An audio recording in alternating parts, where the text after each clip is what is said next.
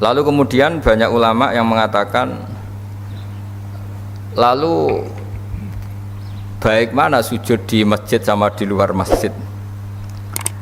Biasanya ahli fikih menjawab, al-fadilah al-muta'alliqah bi dzatil ibadah, kualitas sujud itu sendiri, kualitas sholat itu sendiri, itu mengalahkan kualitas yang berkaitan dengan tempat dan waktu.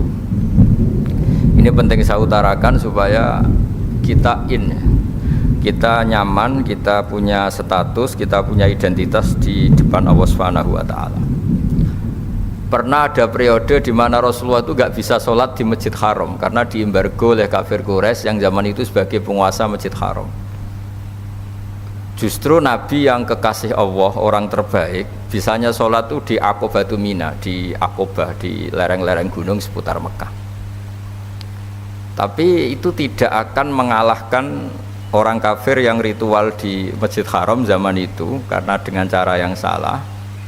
Utama Nabi yang ritual sholat secara benar meskipun nggak di Masjid Haram, sehingga itu bukti bahwa ibadah yang fadilahnya terkait dengan pemenuhan syarat dan rukun itu lebih utama ketimbang ibadah di tempat terhormat tapi tidak memenuhi syarat dan rukun.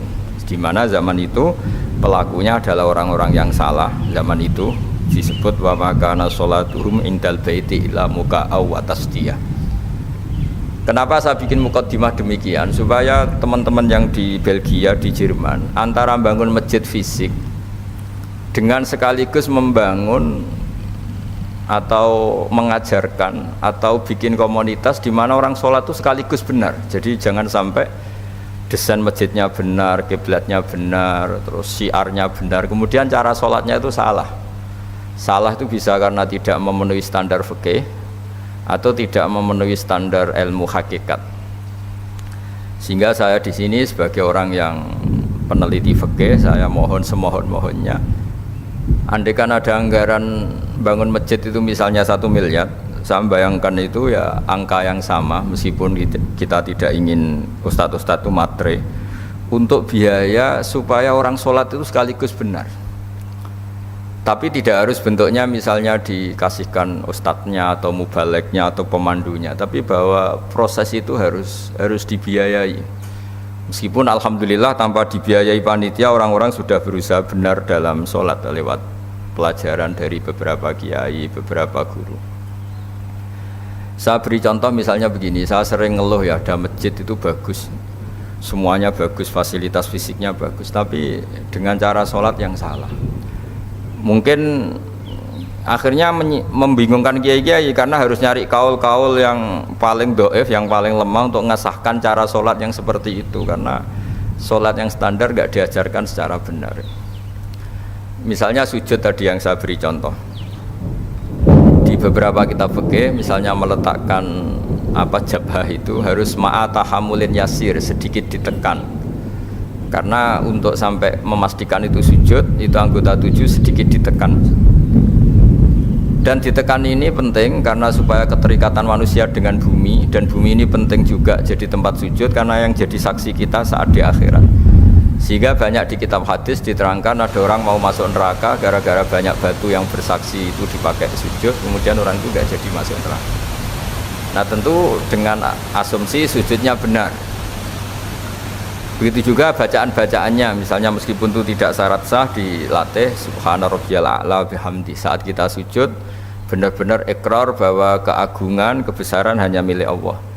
Sehingga apapun kita jadi duta besar, dosen atau kiai besar, di depan Allah itu tidak siapa-siapa. Kita benar-benar merunduk di depan Allah, kita tidak siapa-siapa. Kita yang kiai pun bisa masuk neraka, kita yang dokter pun bisa masuk neraka, kita yang hebat pun bisa terlantar suatu saat, setiap saat. Nah barokahnya sujud ini orang akan ikrar kelemahannya dan hanya ngakui kebesaran Allah Subhanahu wa Ta'ala. Ketika mental ini nyata-nyata dihayati, maka di luar sholat dia akan berperilaku tawadhu, simpatik, sehingga keberhadiran dia rahmatan lil alamin. Jangan sampai kemudian masjid dibikin mewah, kemudian cari imam yang bacaannya paling bagus, lama-lama nyari yang paling populer, yang juara nasional, terus ukurannya begitu terus, lama-lama nyari yang penampilannya bagus, sholatnya harus seragam, terus ketika sholat harus begini, dan semuanya itu fisik. Jadi saya ngapresiasi semua pembangunan masjid fisik, tapi saya mohon semohon-mohonnya kaifiatul ibadah bistifai syurutiha wa arkaniha, ya, cara-cara beribadah dengan memenuhi syarat dan rukun harus terpenuhi. Sehingga dulu zaman Nabi itu masjid itu sederhana, tapi Nabi itu luar biasa ngajari sholat sampai beliau meraktekkan sendiri. Ketika ada seorang Arabi, seorang kampung datang, ya Rasulullah bagaimana saya sholat? Kamu silahkan nginap di sini 3 hari, kemudian terus melihat saya sholat. Terus Nabi terakhir ngendikan shollu kama ra'aitumuni usolli, kamu silahkan sholat sebagaimana kamu melihat saya sholat. Dan ada lagi yang dilatih Nabi, sholatnya salah kemudian disuruh ngulang lagi. Idza shallaita fakabbir, kalau kamu sholat takbirnya begini, baca Fatihahnya gini, rukuk begini, i'tidal begini sampai selesai. Sehingga saya harapkan dari ibadah yang benar ini, kemudian teman-teman yang ditakdir waktu sholat masih di kampus atau di tempat kerja atau pas waktu sholat masih di mana saja, itu kualitas sholat itu kualitas yang utama, karena fadilahnya, keutamanya al-muta'alliqah bidatil ibadah. Memang kualitas sholatnya itu yang bagus. Jadi saya ulang lagi, kualitas sholatnya yang bagus sehingga memenuhi keinginan Nabi, ju'ilat lanal ardu kulluha masjidan, semua bumi Allah ini dijadikan Allah sebagai tempat sujud. Sehingga ketika kita benar-benar sujud dengan makna yang sebenarnya, maka sholat ini benar-benar nanti tanha anil fahsya'i wal munkar. Apalagi kalau sujud kita sampai nganggep itu nikmat terbaik. Saya berkali-kali bilang, suatu saat ketika kita di akhirat dan kehidupan kita difilmkan ulang oleh Allah Ta'ala, disuting ulang oleh Allah Ta'ala, dan kita menyaksikan mungkin kita sedang di kafe, mungkin kita sedang guyon, sedang tidur, sedang sepak bola, pasti paling kita tidak malu ketika itu diulang ketika kita sujud. Sehingga cerita-cerita di mahsyar, cerita-cerita orang ditahan di mahsyar, itu kata Rasulullah SAW, ketika umatku ada yang banyak masuk neraka, itu yang enggak dimakan oleh api neraka itu adalah tempat-tempat sujud. Wa innan nara lam takul athara sujud, api tidak akan membakar fisik atau anggota tubuh yang dulu di dunia dipakai sujud. Kenapa saya menitik beratkan ini? Supaya kita kalau baca Quran, ya kita tadi menerangkan banyak Quran, misalnya wasjud waqtarib, kalau sudah berani sujud ya harus sampai dekat Allah. Sehingga ini penting supaya kita hidup di perantauan tetap bahagia karena ditakdir sujud. Kita jadi orang kaya tetap bahagia karena sujud, jadi orang miskin bahagia karena sujud, jadi siapapun kita bahagia karena sujud. Karena hakikat saat kita ketemu Allah itu kita nanti tidak dengan status kiai besar, profesor, doktor, atau dengan jabatan-jabatan duniawi, tapi kita hanya sebagai jabatan atau status yang permanen. Ya Tuhan nafsul mutmainnah irji'i ila rabbiki radiyatan mardiyah fadkhuli fi ibadi wadkhuli jannati. Jadi status kehambaan kita ini hanya bisa kita dapatkan setelah kita sholat itu benar, menghamba sama Allah benar. Setelah status kehambaan ini benar, baru ada wadkhuli jannati. Jadi fadkhuli fi ibadi, masuklah berstatus sebagai hambaku, baru wadkhuli jannati, kamu boleh masuk surgaku. Sehingga tadi nggak perlu pembiayaan kaifiyah atau pembiayaan guru-guru untuk melatih sujud. Saya pikir itu tidak penting karena masih banyak orang ikhlas yang mengajarkan sujud yang benar, sholat yang benar. Tapi saya mohon di masjid-masjid di Eropa juga harus ada kitab takrib, kitab mahali.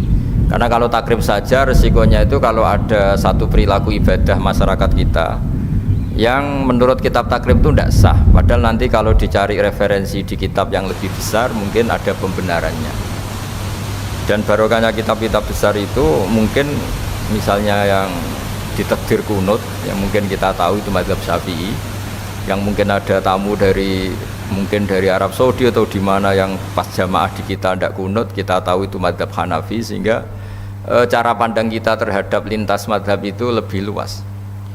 Masyhur itu Said Muhammad dan beberapa ulama sering ngendikan li'annal insana kullamatta sa'afikruh qalla ingkaruhu alan nas, karena manusia ketika bacanya banyak, baca referensinya banyak, maka tidak gampang ingkar, ya, tidak gampang menyalahkan orang lain. Kenapa baca banyak ini penting? Karena apalagi teman-teman yang hidup di Eropa itu kan komunitasnya besar dan Wong kita di haji saja melihat cara ibadah macam-macam, dengan cara yang macam-macam, dan sebagian ya memang karena madhab, bukan karena kesalahan. Kalau karena kesalahan memang ya didis ya, memang salah. Memang sebagian itu karena madhab.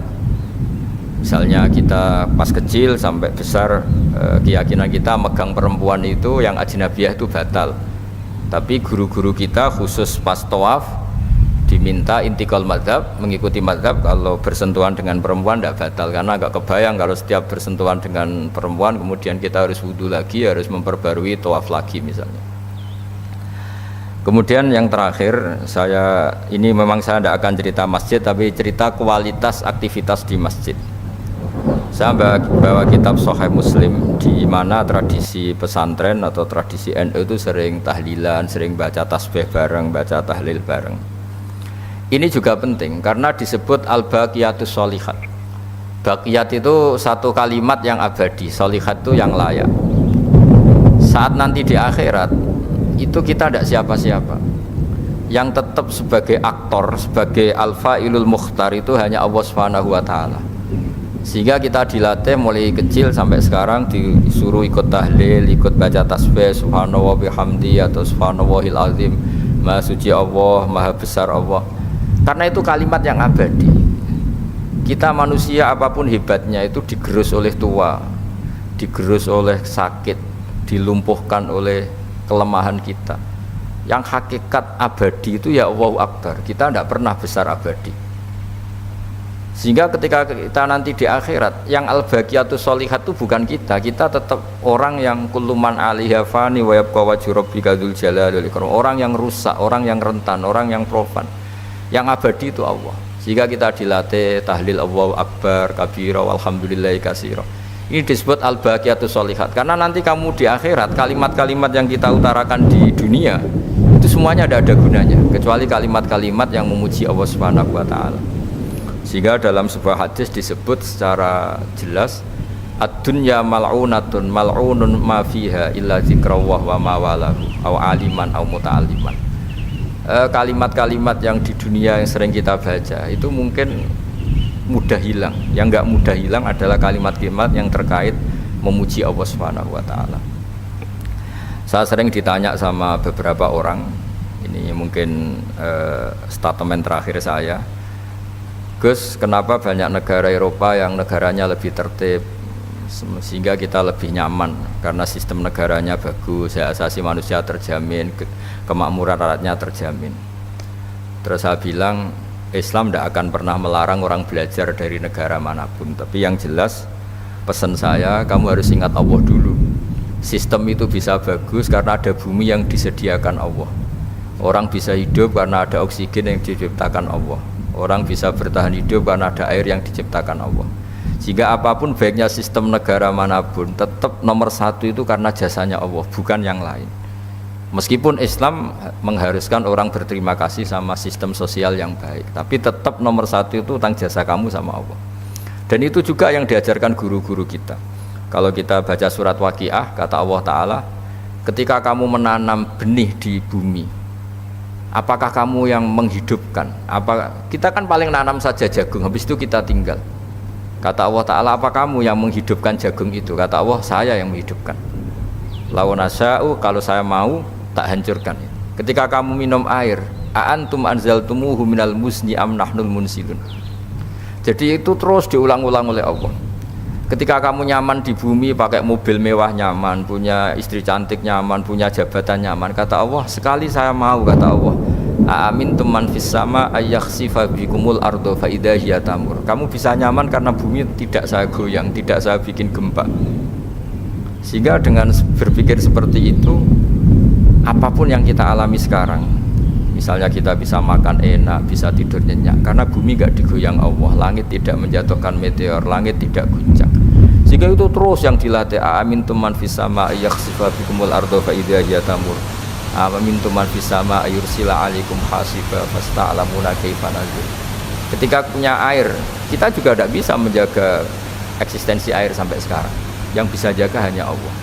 Allah juga yang memperingatkan kita, kul ara'aitum in asbaha ma'ukum khauran fama ya'tikum bima'in ma'in. Coba kalau air itu tak ambil, kata Allah, kamu bisa apa?